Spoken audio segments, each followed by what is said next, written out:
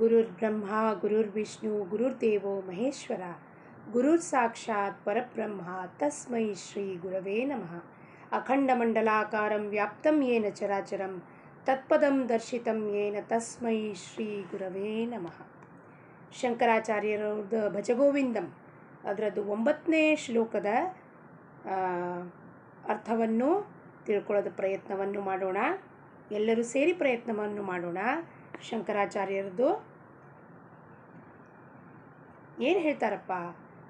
ಸತ್ಸಂಗತ್ವೇ ನಿಸ್ಸಂಗತ್ವ, ನಿಸ್ಸಂಗತ್ವೇ ನಿರ್ಮೋಹತ್ವಂ, ನಿರ್ಮೋಹತ್ವೇ ನಿಶ್ಚಲತತ್ವಂ, ನಿಶ್ಚಲತತ್ವೇ ಜೀವನ್ ಮುಕ್ತಿ. ಸತ್ಸಂಗತ್ವೇ ನಿಸ್ಸಂಗತ್ವಂ, ನಿಸ್ಸಂಗತ್ವೇ ನಿರ್ಮೋಹತ್ವಂ, ನಿರ್ಮೋಹತ್ವೇ ನಿಶ್ಚಲತತ್ವಂ, ನಿಶ್ಚಲತತ್ವೇ ಜೀವನ್ ಮುಕ್ತಿ. ಶಂಕರಾಚಾರ್ಯರು ಭಜಗೋವಿಂದಂ ಅದರ ಹಿನ್ನೆಲೆ ಏನಿದೆ ಅದು ನಮ್ಮೆಲ್ಲರಿಗೂ ಗೊತ್ತಿದೆ. ಅದರ ಬಗ್ಗೆ ನಾವು ಒಳಗೆ ಹೋಗೋದು ಬೇಡ. ನಾವು ಮುಂದೆ ಶ್ಲೋಕದ ಅರ್ಥವನ್ನು ಏನಿದೆ ಅದನ್ನು ಅರ್ಥ ಬಿಡಿಸಿ ಹೇಗೆ ಒಂದು ಈರುಳ್ಳಿ ಸಿಪ್ಪೆಯನ್ನು ಬಿಡಿಸ್ತೀವೋ, ತಿರುಳು ತಿರುಳು ಆಗಿ ಬಿಡಿಸ್ತೀವೋ ಹಣ್ಣನ್ನು, ಹಾಗೆ ಒಳ ಗೂಢಾರ್ಥವನ್ನು ಶೋಧನೆಯನ್ನು ಮಾಡೋಣ. ಆ ಮನಸ್ಸಿಗೆ ಆ ಶೋಧನೆಯನ್ನು ಮನಸ್ಸು ಹೋಗಿ ಶೋಧನೆ ಮಾಡಬೇಕು. ಶೋಧನೆ ಮಾಡಿ ಒಳಗೆ ಹೊಕ್ಕಿ ನೋಡಿದಾಗ ನಾನು ಯಾರು, ಈ ಬೋಧನೆಯನ್ನು ನನಗೆ ಯಾಕೆ ಮಾಡ್ತಿದ್ದಾರೆ ಶಂಕರಾಚಾರ್ಯರು, ಈ ಶ್ಲೋಕವನ್ನು ಯಾಕೆ ಹೇಳಿದ್ದಾರೆ ಅನ್ನೋದನ್ನು ಮನಸ್ಸಿಗೆ ಬೋಧಿಸಿ ನಾವು ಆ ಮನಸ್ಸನ್ನು ತಗೊಂಡು ಹೋಗಿ ಪರಮಾತ್ಮನಲ್ಲಿ ನೆಲೆಸುವಂಥದ್ದು, ಸ್ಥಿರ ಮಾಡುವಂಥದ್ದು ಒಂದು ಪ್ರಯತ್ನವನ್ನು ಸತತವಾಗಿ ಮಾಡಬೇಕು. ಆ ಪ್ರಯತ್ನಾಂತಿ ಪರಮೇಶ್ವರ್, ಪ್ರಯತ್ನ ಮಾಡಿದರೆ ಪರಮೇಶ್ವರ ಸಿಗುತ್ತಾನೆ. ಎಲ್ಲ ಪ್ರಪಂಚದಲ್ಲಿ ಬಂದ ಮೇಲೆ ನಾವು ನಮ್ಮ ಪ್ರಯತ್ನವನ್ನು 100% ಮಾಡಬೇಕು. ಫಲ ಏನಿದೆಯೋ ಅದು ಅವನು ಏನು ಕೊಡ್ತಾನೋ ಬಿಡ್ತಾನೋ ಅದು ಅವನಿಚ್ಛೆ ಇರುತ್ತೆ. ಆದರೆ ಪ್ರಯತ್ನನೇ ನಾವು ಮಾಡಲಿಲ್ಲ ಅಂದರೆ ಅವನ ಫಲ ಏನು ಕೊಡ್ತಾನೆ ಬಿಡ್ತಾನೆ ಅನ್ನೋದ್ರ ಬಗ್ಗೆ ಹೆಂಗೆ ಗೊತ್ತಾಗತ್ತೆ ನಮಗೆ? ನಾವು ಫಲದ ಅಪೇಕ್ಷೆ ಮಾಡಬಾರ್ದು. ಆದರೆ ಪ್ರಯತ್ನ ಮಾತ್ರ 100ಕ್ಕೆ 100 ಭಾಗ ನಾವು ಕ್ವಶನ್ ಪೇಪರ್ ಬರೆದು ಬರಬೇಕು. ಆನ್ಸರ್ ಪೇಪರ್ ಪರಿಪೂರ್ಣವಾಗಿ ಬರಿಬೇಕು. ಅದಕ್ಕೆ ಏನು ನಮಗೆ ಮಾರ್ಕ್ಸ್ ಕೊಡ್ತಾನೋ ಪರಮಾತ್ಮ ಅದು ಅವನಿಚ್ಛೆ ಇರುತ್ತೆ. ಏನು ಹೇಳ್ತಾರೆ ಶಂಕರಾಚಾರ್ಯರು? ಸತ್ಸಂಗತ್ವೇ ನಿಸ್ಸಂಗತ್ವ. ಸತ್ಸಂಗ, ಸತ್ಸಂಗ ಅಂದರೆ ಏನಪ್ಪ? ಸತ್ ಅಂದರೆ ಸತ್ಯ, ಸದ್ವಸ್ತು, ಪರಬ್ರಹ್ಮ ವಸ್ತು, ಪರಬ್ರಹ್ಮ ವಸ್ತುವಿನ ಸಂಗ ಮಾಡೋದು. ಹೆಂಗೆ ಮಾಡೋದ ಸಂಗನ? 2 ರೀತಿಯಿಂದ. ಒಂದು, ಸತ್ಪುರುಷರು, ಸಾಧುಗಳು, ಸಜ್ಜನರುಗಳು, ಗುರು, ಸದ್ಗುರು, ಸಿದ್ಧರು, ಯೋಗಿಯರು, ಅವರ ಸಂಘ ನಮಗೆ ಈ ಪ್ರಾಪಂಚಿಕ ಜೀವನದಲ್ಲಿ ಆದಾಗ, ಬಾಹ್ಯವಾಗಿ ಆದಾಗ ಅದು ಬಾಹ್ಯ ಸತ್ಸಂಗ ಆಗತ್ತೆ, ಗೋಚರವಾದ ಸತ್ಸಂಗ ಆಗತ್ತೆ, ವ್ಯಕ್ತವಾದ ಸತ್ಸಂಗ ಆಗತ್ತೆ. ಅದೇ ಅಗೋಚರವಾಗಿ ಆಗಬೇಕು ಅಂದರೆ ನಮಗೆ ಅವರ ಸತ್ಸಂಗಕ್ಕೆ ಹೋದಾಗ ನಮಗೆ ಹೇಳ್ತಾರೆ, ಅವರು ಸಾಧನೆ ಹೇಳ್ತಾರೆ, ಅಥವಾ ಸದ್ಗ್ರಂಥ ಪಾರಾಯಣ ಹೇಳ್ತಾರೆ, ಸದ್ಗ್ರಂಥ ಪಠಣ ಮಾಡಿ ಅಂತಾರೆ, ಓದಿ ಅಂತಾರೆ. ಆ ಸದ್ಗ್ರಂಥವನ್ನು ಓದೋದು, ಅದು ಶ್ರವಣ ಮಾಡೋದು, ಅದು ಮನನ ಮಾಡೋದು, ಚಿಂತನ ಮಾಡೋದು, ಇದು ಅವ್ಯಕ್ತವಾಗಿ, ಅಗೋಚರವಾಗಿ ಅಂದರೆ ಸತತವಾಗಿ ನಾವು ಯಾರ ಜೊತೆ ಇರುವುದು ಒಂದು ಸಾಧ್ಯತೆ ಆಗತ್ತಪ್ಪ ಅಂದರೆ ಸತ್ಯದ ಸಂಘದಲ್ಲಿ ಇರೋಕ್ಕೆ ಸಾಧ್ಯತೆ ಆಗತ್ತೆ. ಆ ಸಾಧು ಸಜ್ಜನರ ಸಂಘ ಮಾಡಿದಾಗ ಯಾಕೆ ಮಾಡಬೇಕಪ್ಪ ಅಂದರೆ ಅವರು ಪರಮಾತ್ಮನ ಅರಿತುಕೊಂಡಿರ್ತಾರೆ. ಪರಮಾತ್ಮ ಯಾರು, ಪರಬ್ರಹ್ಮ ವಸ್ತು ಏನು, ಬ್ರಹ್ಮಾನಂದ ಏನು, ಆ ಪರಮಾನಂದ ಏನು ಅಂತ ತಿಳ್ಕೊಂಡು ಜಗತ್ತಿಗೆ ಅದನ್ನು ಸಾರ್ತಾರೆ, ಬೀರ್ತಾರೆ. ಏನಪ್ಪ ಈ ಪ್ರಪಂಚ ನೀವೇನು ನೋಡ್ತಾ ಇದ್ದೀರೋ ಇದು ಭಗವಂತ ಸೃಷ್ಟಿ ಮಾಡಿರೋದು ಒಂದು ಪ್ಲೇಗ್ರೌಂಡ್ ಥರ ಇದೆ. ಇಲ್ಲಿ ಬಂದು ಆಟ ಆಡೋಕ್ಕೆ ಹೇಳಿದ್ದಾನೆ. ಇಲ್ಲಿ ಬಂದು ಅದರ ಬಗ್ಗೆ ಆಸಕ್ತಿ ಇಟ್ಕೊಂಡು ಅದರಲ್ಲಿ ಸಿಕ್ಕಾಕ್ಕೊಂಡು ಮೋಹ ವಿಕಾರಗಳಲ್ಲಿ ಸಿಕ್ಕಾಕ್ಕೊಂಡು ಬೆಂದು ನೊಂದು ಹೋಗಿ ಪುನಃ ಈ ಚಕ್ರದಲ್ಲಿ ಸಿಕ್ಕಾಕೋಬೇಡಿ. ಪುನರಪಿ ಜನನಂ ಪುನರಪಿ ಮರಣಂ ಅದನ್ನೇ ಮತ್ತೆ ಪುನಃ ಹೇಳಿದ್ರೆ ಅದರಲ್ಲಿ ಶಂಕರಾಚಾರ್ಯರು, ಅದರಲ್ಲಿ ಸಿಕ್ಕಾಕೋಬೇಡಿಯಪ್ಪ. ಅದಕ್ಕೆ ಯಾಕೆ ಅವರು ಸಂಘ ಮಾಡಿದಾಗ ಅವರು ನಮ್ಮ ಏನು ಮಾಡ್ತಾರೆ, ಅಂತಃಕರಣ ಚಿತ್ತದಲ್ಲಿರುವ ಜನ್ಮ ಜನ್ಮಾಂತರದ ವಾಸನೆಗಳು ನಾವು ಅದನ್ನು ಹೋಗಬೇಕು ಬಿಡಬೇಕು ಅಂದರೆ ಆಗೋದಿಲ್ಲ. ಆಸೆ ಆಸಕ್ತಿಗಳು. ಅದಕ್ಕೆ ಸತ್ಪುರುಷರ ಸಂಘ ಮಾಡಿದಾಗ, ಆ ಸತ್ಸಂಗಕ್ಕೆ ಹೋದಾಗ, ಸತ್ಸಂಗ ಕೇಳಿದಾಗ ನಮ್ಮ ಮನಸ್ಸು ತಿಳಿಯಾಗ್ತಾ ಹೋಗುತ್ತೆ. ಅದರಿಂದ ಏನಾಗುತ್ತಪ್ಪ, ಮನಸ್ಸು ತಿಳಿಯಾಗ್ತಾ ಹೋದಂಗೆ ಸತ್ಸಂಗತ್ವೇ ನಿಸ್ಸಂಗತ್ವ, ನಿಸ್ಸಂಗ ಮಾಡ್ತಾ ಹೋಗುತ್ತೆ. ನಿಸ್ಸಂಗ ಅಂದರೆ ಏನು? ಎರಡು ರೀತಿಯಲ್ಲಿ ನಿಸ್ಸಂಗ ಆಗತ್ತೆ. ಒಂದು, ಬಾಹ್ಯ ಜಗತ್ತಿನ ಆಸಕ್ತಿ ಕಡಿಮೆ ಆಗತ್ತೆ. ಆಂತರಿಕವಾಗಿ ನನ್ನಲ್ಲಿ ನಾನು ಇರುವಂಥದ್ದು ಒಂದು ಪ್ರಯತ್ನವನ್ನು ಶುರು ಮಾಡ್ತೀನಿ, ಶೋಧನೆ ಮಾಡ್ತೀನಿ. ನಾನು ಯಾರು, ಈ ಪೃಥ್ವಿ ಮೇಲೆ ಬಂದಿರೋಕ್ಕೆ ಕಾರಣ ಏನು? ಕೇವಲ ಬಂದುಬಿಟ್ಟಿಲ್ಲಿ ಊಟ ತಿಂಡಿ ಮಲ್ಕೊಂಡು ನಿದ್ರಾ ಮೈಥುನ ಆಹಾರ ಭಯ ಇದರಲ್ಲಿ ಸಿಕ್ಕಾಕೊಳ್ಳೋದಾದರೆ ನನಗೂ ಆ ಪ್ರಾಣಿಗೂ ಯಾವ ವ್ಯತ್ಯಾಸವೂ ಇಲ್ಲ. ಭಗವಂತ ನಮಗೆ ವಿವೇಕವನ್ನು ಕೊಟ್ಟಿದ್ದಾನೆ. ಆ ವಿವೇಕವನ್ನು ಉಪಯೋಗಿಸಿ ನಿಜವಾದ ನಾನು ಯಾರು, ಈ ದೇಹ ಚಿತ್ತ ಬುದ್ಧಿ ಮನಸ್ಸು ಅಹಂಕಾರ ನಾನು ಅಲ್ಲ, ನಾನು ಪರಮಾತ್ಮನ ಸ್ವರೂಪವೇ, ಅದನ್ನು ಅರಿತುಕೊಳ್ಳೋಕ್ಕೆ ಬಂದಿದ್ದೀನಿ. ಆದರೆ ಯಾರ ಮುಖಾಂತರ ಆಗತ್ತದು? ಸತ್ಪುರುಷರ ಮುಖಾಂತರ, ಸತ್ಸಂಗದ ಮುಖಾಂತರ ಆಗತ್ತೆ. ನಿಸ್ಸಂಗ ಆಗೋದೇನಪ್ಪ? ನಾನು ನಿಸ್ಸಂಗ ಮಾಡಿಬಿಟ್ಟಿನಿ, ಈಗ ನಾನು ಯಾರನ್ನೂ ಮಾತಾಡಿಸೋದಿಲ್ಲ, ನನ್ನ ಗಂಡನ ಮಾತಾಡಿಸೋಲ್ಲ, ಹೆಂಡತಿ ಮಕ್ಕಳನ್ನ ಮಾತಾಡಿಸೋಲ್ಲ, ಅವ್ರನ್ನ ಪ್ರೀತಿ ಮಾಡಲ್ಲ, ಕಾಡಿಗೆ ಹೋಗಿ ಕೂತ್ಕೊಂಡಿದ್ದೀನಿ, ಮೆಡಿಟೇಷನ್ ಮಾಡ್ತೀನಿ. ಅದು ಅಲ್ಲ ನಿಸ್ಸಂಗ.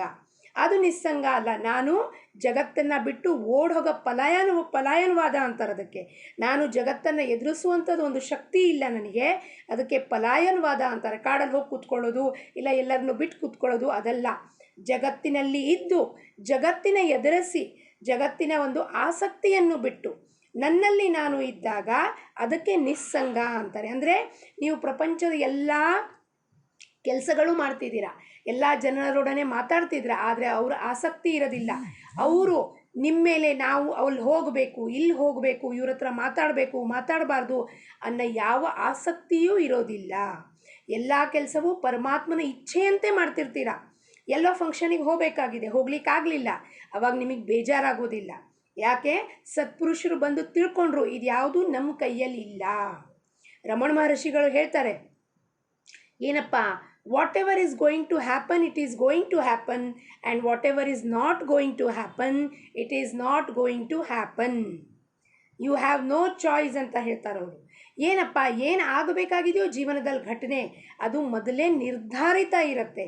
ಹಿಂದಿದಲ್ಲಿ ಹೇಳ್ತಾರೆ ಪ್ರಾರಬ್ಧ ಪೆಹ್ಲೆ ರಚಾ ಫಿರ್ ರಚಾ ಶರೀರ್. ಅಂದರೆ ಪ್ರಾರಬ್ಧ ಮೊದಲು ಬಂತು, ಆ ಪ್ರಾರಬ್ಧದಿಂದ ಒಂದು ಆಕಾರ ಬಂತು, ಒಂದು ಮಾಂಸದ ಮುದ್ದೆ ಬಂತು, ಅದಕ್ಕೊಂದು ಹೆಸರು ಕೊಟ್ಟರು, ಏನೋ XYZ ಅಂತ ಹೆಸರು ಕೊಟ್ಟಿರ್ತಾರೆ. ಅದು ಪ್ರಾರಬ್ಧ, ಅದು ಗರ್ಭದಲ್ಲಿ ಬಂದಾಗಲೇ, ಆ ಬೀಜ ಬಂದಾಗಲೇ ಅದು ನಿರ್ಧಾರಿತ ಆಗೋಗಿರುತ್ತೆ. ಪ್ರತಿಯೊಂದು ಕ್ಷಣವೂ ಪರಮಾತ್ಮನ ಇಚ್ಛೆಯಂತೆ ಆಗತ್ತೆ. ಆವಾಗ ಈ ಮಾತು ನಮಗೆ ಇರುವಿಕೆಗೆ ಬಂದಾಗ, ಅರಿವಾದಾಗ ಏನಾಗತ್ತಪ್ಪ, ನಾನೆಲ್ಲೋ ಹೋಗಲಿಲ್ಲ ಅಂದರೆ ಬೇಜಾರಾಗಲ್ಲ, ಎಲ್ಲೋ ಹೋದರೆ ನನಗೆ ಬಹಳ ಕುಪ್ಪಳಿಸ್ಕೊಂಡು ಆನಂದನೂ ಆಗೋದಿಲ್ಲ. ಅಲ್ಲಿ ಹೋಗ್ತೀನಿ ಬರ್ತೀನಿ, ಮಾತಾಡಿಸ್ತೀನಿ ಬರ್ತೀನಿ, ಅಲ್ಲಿ ಯಾವ ಥರವಾದ ಸಂತೋಷವೂ ಆಗೋದಿಲ್ಲ. ಹೋಗಲಿಲ್ಲ, ಮಾತಾಡಿಸ್ಲಿಲ್ಲ, ಆ ಫಂಕ್ಷನ್ ಅಟೆಂಡ್ ಮಾಡಲಿಲ್ಲ, ಇಲ್ಲಿಗೆ ಹೋಗಲಿಲ್ಲ, ತೀರ್ಥಯಾತ್ರೆಗೆ ಹೋಗಲಿಲ್ಲ ಅಂತ ಬೇಜಾರು ಕೂಡ ಆಗೋದಿಲ್ಲ. ಈ ಒಂದು ಅರಿವು ಸದ್ಗುರು ಸತ್ಪುರುಷರು ಸತ್ಸಂಗದಲ್ಲಿ ಹೋದಾಗ ಮಾಡಿಸ್ಕೊಡ್ತಾರಪ್ಪ. ಮನಸ್ಸಿಂದ ವಿಚಾರ ಮಾಡಿದ್ರೆ ನಿನಗೆ ಸುಖ ದುಃಖ ಉಂಟು, ಸಂತೋಷ ದುಃಖ ಉಂಟು. ಆದರೆ ಮನಸ್ಸನ್ನು ದಾಟಿ ಹೋದಾಗ, ಅಂದರೆ ಎಲ್ಲವೂ ಕರ್ತಾಧರ್ತ ಪರಮೇಶ್ವರನಿದ್ದಾನೆ, ನಾನು ಅವನು ಅಧೀನನಾಗಿದ್ದೀನಿ, ಅವನ ಇಚ್ಛೆಯಂತೆ ನಡೆಯುತ್ತೆ ವಿನಃ ನನ್ನ ಇಚ್ಛೆಯಂತೆ ಏನೂ ನಡೆಯೋದಿಲ್ಲ ಅಂದಾಗ ಈ ಅರಿವು ಯಾರು ಮಾಡಿಸ್ಕೊಡ್ತಾರೆ ನಮಗೆ? ಸತ್ಸಂಗದಲ್ಲಿ ಹೋದಾಗ ಮಾಡಿಸ್ಕೊಡ್ತಾರೆ. ಆ ಸತ್ಸಂಗದಲ್ಲಿ ಹೋದಾದ್ಮೇಲೆ ಅರಿವಿಗೆ ಬಂದಾಗ ನಿಸ್ಸಂಗ ಆಗತ್ತೆ. ನಿಸ್ಸಂಗತ್ವೇ ನಿಶ್ಚಲ ತತ್ವಂ. ಅಂದರೆ ಆ ತತ್ವ ಏನಿದೆಯೋ, ಭಗವಂತನ ತತ್ವ ಏನಿದೆಯೋ ಅದು ಮೂಡುತ್ತಾ ಹೋಗುತ್ತೆ. ನಮ್ಮ ಮನಸ್ಸು, ನಮ್ಮ ಅಂತಃಕರಣ ಚಿತ್ತ ಶುದ್ಧಿ ಆಗ್ತಾ ಹೋಗುತ್ತೆ. ಅವರು ಕೊಡ್ತಾರೆ ಸಾಧನೆಗಳನ್ನು, ಜಪ ಅನುಷ್ಠಾನ ನಾಮಸ್ಮರಣೆಯನ್ನು ಕೊಡ್ತಾರೆ, ಮಾಡಿ ಅದರಿಂದ ನಿಮ್ಮ ಚಿತ್ತ ಶುದ್ಧಿ ಆಗತ್ತೆ ಅಂತ. ಹೆಂಗೆ ಚಿತ್ತ ಶುದ್ಧಿ ಆಗ್ತಾ ಹೋಗುತ್ತೋ ನಮಗೆ ಏನು ತಿಳಿ ಬರುತ್ತೆ? ಸತ್ಪುರುಷರು ಏನು ಹೇಳ್ತಿದ್ದಾರೋ ನಮ್ಮ ಒಳ್ಳೆತಕ್ಕೆ ಹೇಳ್ತಿದ್ದಾರೆ. ನಾವು ಅವರವರ ಆಗಬೇಕು. ನಾವು ಏನಾಗಬೇಕಪ್ಪ, ಎಲ್ಲ ಕಲ್ಪನೆಯನ್ನು ಬಿಟ್ಟು ನನಗೆ ಇನ್ನೇನು ಉಳಿದಿಲ್ಲ ಮಾಡಿಕ್ಕೆ, ಪರಮೇಶ್ವರ ನಾನು ನಿನ್ನವನಪ್ಪ, ನೀನು ಹೇಳಿದಂತೆ ನಾನು ನಡಿತೀನಿ, ನೀನು ಹೇಳಿದಂತೆ ನಾನು ವರ್ತಿಸುತ್ತೀನಿ ಅಂತ ಯಾವಾಗ ನಾವು ಶರಣಾಗತಿ ಆಗ್ತೀವೋ ಅವಾಗ ಏನಾಗುತ್ತೆ, ಇವೆಲ್ಲ ಗೊಂದಲ, ಇವೆಲ್ಲ ಬಾಧೆ, ಇವೆಲ್ಲ ಪ್ರಾಪಂಚಿಕ ಸಮಸ್ಯೆಯಿಂದ ನಾವು ದೂರ ಆಗ್ತೀವಿ. ಪ್ರಪಂಚ ಭಗವಂತ ಬಹಳ ಸುಂದರವಾಗಿ ಮಾಡಿದ್ದಾನೆ ಸೃಷ್ಟಿನ. ಆದರೆ ನಾವು ನಮ್ಮ ಮನಸ್ಸಿನ ಮುಖಾಂತರ ಅಭಿಪ್ರಾಯವನ್ನು ಉಂಟು ಮಾಡ್ಕೋತೀವಿ. ಇದು ಸರಿ ಇದೆ, ಇದು ಸರಿ ಇಲ್ಲ, ಇದು ತಪ್ಪು, ಇದು ಸರಿ, ಇದು ಒಳ್ಳೆಯದು, ಇದು ಕೆಟ್ಟದು, ಇದು ಸುಖ, ಇದು ದುಃಖ, ಇದು ಪಾಪ, ಇದು ಪುಣ್ಯ. ಇದನ್ನೆಲ್ಲ ಯಾರು ಮಾಡ್ತಾರೆ? ಭಗವಂತ ಏನೂ ಮಾಡಿಲ್ಲ ಹಾಗೆ. ಯಾವುದಕ್ಕೂ ಕಾರಣಕ್ಕೂ ಭಗವಂತ ಕೆಟ್ಟದ್ದು ಒಳ್ಳೆಯದು ಮಾಡಿಲ್ಲ. ಪರಮಾತ್ಮನ ಪ್ರಾಪ್ತಿ ಮಾಡ್ಕೊಳ್ಳೋ ಅರ್ಹತೆ ಎಲ್ಲರಿಗೂ ಕೊಟ್ಟಿದ್ದಾನೆ. ಕಳ್ಳನಿಗೂ ಮೋಕ್ಷ ಕೊಡ್ತಾನೆ, ಸುಳ್ಳನಿಗೂ ಮೋಕ್ಷ ಕೊಡ್ತಾನೆ, ಒಬ್ಬ ಸದ್ಭಕ್ತನಿಗೂ ಮೋಕ್ಷ ಕೊಡ್ತಾನೆ. ಅಲ್ಲಿ ಯಾವ ಥರವಾದ ಭೇದ ಇಲ್ಲ. ಸ್ತ್ರೀಗೆ, ಪುರುಷರಿಗೆ, ಕಳ್ಳರಿಗೆ, ಕಾಕರಿಗೆ, ಸಜ್ಜನರಿಗೆ ಎಲ್ಲರಿಗೂ ಪರಮಾತ್ಮ ಪಡ್ಕೊಳ್ಳೋ ಒಂದು ಅರ್ಹತೆ ಇದೆ. ಅಲ್ಲಿ ಭೇದ ಬುದ್ಧಿ ಇಲ್ಲ ಭಗವಂತನಲ್ಲಿ. ಅದಕ್ಕೆ ಅವನು ಏನು ಹೇಳ್ತಾನಪ್ಪ, ಈ ಕೊಟ್ಟಿರೋ ಸಾಧನೆ ಸತ್ಸಂಗ ಬರೋಕ್ಕೆ ಶುರು ಮಾಡಿದಾಗ, ಸತ್ಸಂಗವನ್ನು ಹಿಡಿದಾಗ, ಅಂದರೆ ಬಾಹ್ಯವಾಗಿ ಸತ್ಸಂಗಕ್ಕೆ ಹೋಗಬೇಕು, ಕೇಳಬೇಕು, ಶ್ರವಣ ಮಾಡಬೇಕು. ಆಮೇಲೆ ಆಂತರಿಕವಾಗಿ ಯಾವಾಗ ನಾವು ಒಬ್ಬರೇ ಇರ್ತೀವೋ ಸದ್ಗ್ರಂಥ ವಾಚನ ಮಾಡಬೇಕು. ಸದ್ಗ್ರಂಥದ ಹಲವಾರು ಪುರಾಣಗಳು, ಚರಿತ್ರೆಗಳು, ಸಂತರ ಚರಿತ್ರೆಗಳು, ಅವರು ಚರಿತ್ರೆಗಳನ್ನು, ಗುರುಚರಿತ್ರೆಗಳನ್ನು ಓದಿದಾಗ ನಮ್ಮ ಮನಸ್ಸು ಏನಾಗತ್ತೆ, ಆ ಭಕ್ತರ ಕತೆ ಕೇಳಿದಾಗ ನಮ್ಮ ಮನಸ್ಸು ದೃಢ ಆಗತ್ತೆ. ಭಗವಂತನ ಬಗ್ಗೆ ದೃಢ ಆಗಿ ನಮ್ಮ ಮನಸ್ಸು ತಿಳಿಯಾಗಿ ಶುದ್ಧ ಆಗ್ತಾ ಹೋಗುತ್ತೆ. ಆ ಶುದ್ಧವಾದ ಮನಸ್ಸಲ್ಲಿ ಅವನು ಬಂದು ನೆಲೆಸ್ತಾನೆ. ಅಂದರೆ ನಾನಿಲ್ಲಿ ಇದೀನಪ್ಪ ಅಂತ ತೋರಿಸ್ಕೊಡ್ತಾನೆ. ಅದಕ್ಕೆ ನಿಶ್ಚಲ ತತ್ವ. ನಿಶ್ಚಳ ಆಗುತ್ತೆ ಮನಸ್ಸವಾಗ. ನಿಮ್ಮ ಮನಸ್ಸಿನಲ್ಲಿ ಹೊರಗೊಂದು ಒಳಗೊಂದು ಮಾತಾಡಬೇಕು ಅನ್ನೋದೇ ಗೊಂದಲ ಇರೋದಿಲ್ಲ. ಈಗೆಲ್ಲ ನಾವು ಪ್ರಪಂಚದಲ್ಲಿ ಸಿಕ್ಕಾಕೊಂಡಿರೋದಕ್ಕೆ ನಾವೇನು ಮಾಡ್ತೀವಿ, ಕಾಯ ವಾಚ ಮನಸ್ಸ ತ್ರಿಕರಣ ಶುದ್ಧಿ ಇಲ್ಲ. ಕಾಯಿಂದ ಬೇರೆ ಕೆಲಸ ಮಾಡ್ತೀವಿ, ಮನಸ್ಸೊಳಗೆ ಬೈಕೋತಾ ಇರ್ತೀವಿ ಒಬ್ಬರನ್ನ. ವಾಚ ಮನಸ್ಸಿನಿಂದ ಏನೋ ಯೋಚನೆ ಮಾಡ್ತಿರ್ತೀವಿ. ಅವು ಮೂರು ಒಂದೇ ಸಮಾನವಾಗಿ ಲೈನ್ನಲ್ಲಿರೋದಿಲ್ಲ, ಎಲ್ಲ ಬೇರೆ ಬೇರೆ ಇದ್ದಾವೆ. ಅವಾಗ ಸತ್ಸಂಗಕ್ಕೆ ಬಂದಾಗ ಏನಾಗುತ್ತೆ, ಈ ತ್ರಿಕರಣ ಶುದ್ಧಿ ಆಗತ್ತೆ. ಕಾಯ ವಾಚ ಮನಸ್ಸ ನೀವು ಒಂದೇ ಮಾತಾಡ್ತೀರ. ನಿಮ್ಮ ಮನಸ್ಸೊಳಗೆ ಒಂದು ಹೊರಗೊಂದು ಮಾತಾಡೋದಿಲ್ಲ.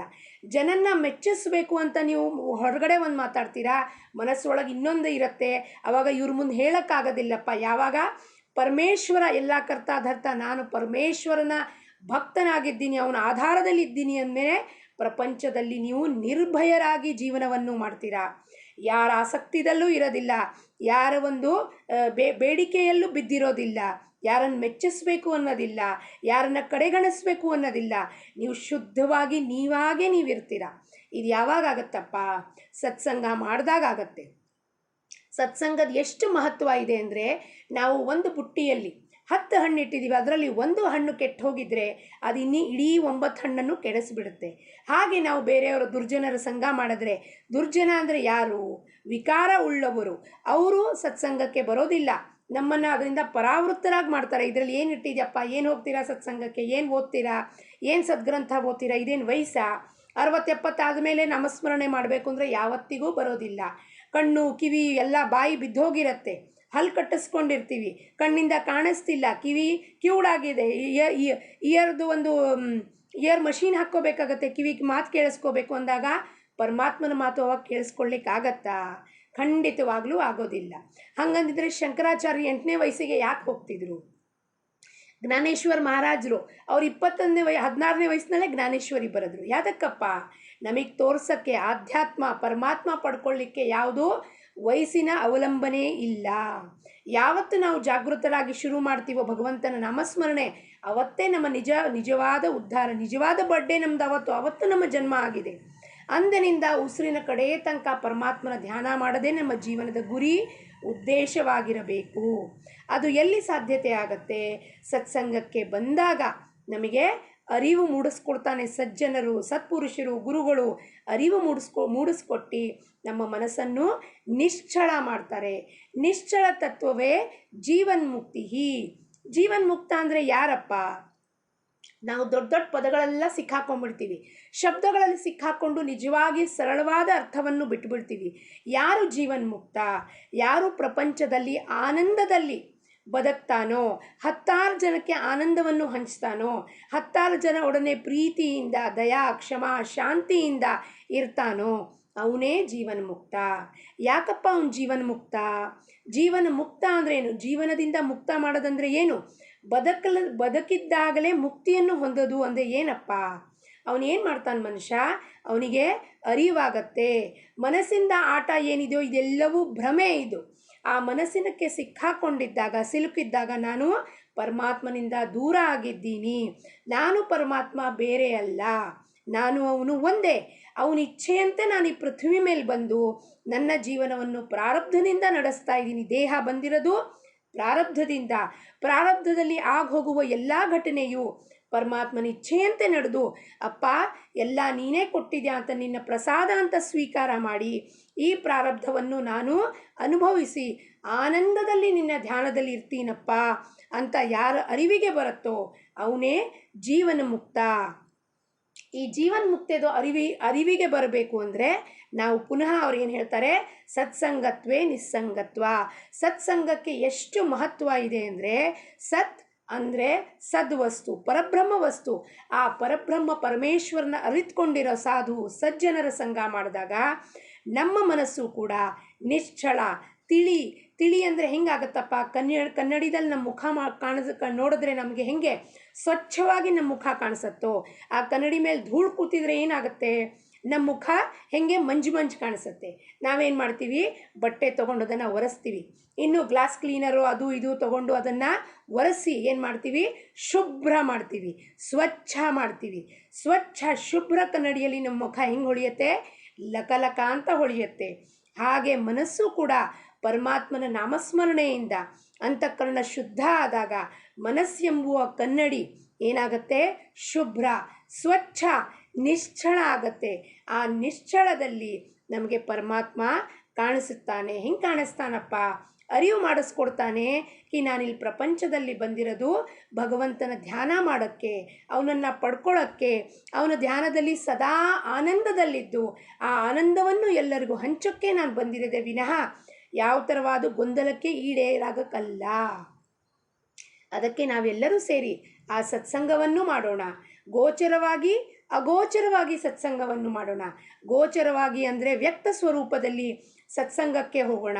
ಸತ್ಸಂಗದಲ್ಲಿ ಹೋಗಿ ಕೂತ್ಕೊಂಡು ಗುರು ಮುಖೇನ, ಸಾಧು ಸಜ್ಜನರ ಮುಖೇನ ಅವ್ರು ಏನು ಆ ಸಮಯದಲ್ಲಿ ಧಾರಾಕಾರವಾಗಿ ಜ್ಞಾನ ಗಂಗೆಯನ್ನು ಸುರಿಸುತ್ತಾರೋ ಅದನ್ನು ಕೇಳಿ ಚಿಂತನ ಮನನ, ಶ್ರವಣ ಚಿಂತನ ಮನನ ಮಾಡಿ ನಿಧಿಧ್ಯಾಸವನ್ನು ಮಾಡೋಣ. ಒಂದೇ ಲಕ್ಷ್ಯ ಇಟ್ಕೋಬೇಕು, ಪರಮಾತ್ಮನ ಪ್ರಾಪ್ತಿ, ಆತ್ಮಜ್ಞಾನ ನಂದೇ ಜೀವನದ ಉದ್ದೇಶ ಅಂತ. ಗೋಚರವಾಗಿ ಅಗೋಚರವಾಗಿ ಅವ್ರು ಹೇಳಿರದ ಸಾಧನೆಗಳನ್ನು, ಅವ್ರು ಕೊಟ್ಟಿದ್ದ ಮಂತ್ರಗಳನ್ನು, ಅವ್ರು ಕೊಟ್ಟಿದ್ದ ಅನುಷ್ಠಾನಗಳನ್ನು, ಸ್ತೋತ್ರಗಳನ್ನು, ಸದ್ಗ್ರಂಥ ವಾಚನ, ಪಠಣ, ಪಾರಾಯಣಗಳನ್ನು ಮಾಡಿ ನಮ್ಮ ಜೀವನವನ್ನು ಉದ್ಧಾರ ಮಾಡಿಕೊಂಡು ನಾವೆಲ್ಲರೂ ಪರಮಾತ್ಮನ ಚರಣಕ್ಕೆ ಸೇರೋಣ ಅಂತ ಪರಮಾತ್ಮನಲ್ಲಿ ಶಂಕರಾಚಾರ್ಯರಲ್ಲಿ ಪ್ರಾರ್ಥನೆ ಮಾಡುತ್ತಾ ಎಲ್ಲರಿಗೂ ಸಮಸ್ತ ಸೃಷ್ಟಿಗೆ ಒಳ್ಳೆಯದಾಗಲಿ. ಲೋಕ ಸಮಸ್ತ ಸುಖಿನೋ ಭವಂತು. ಜೈ ಗುರುದೇವ್.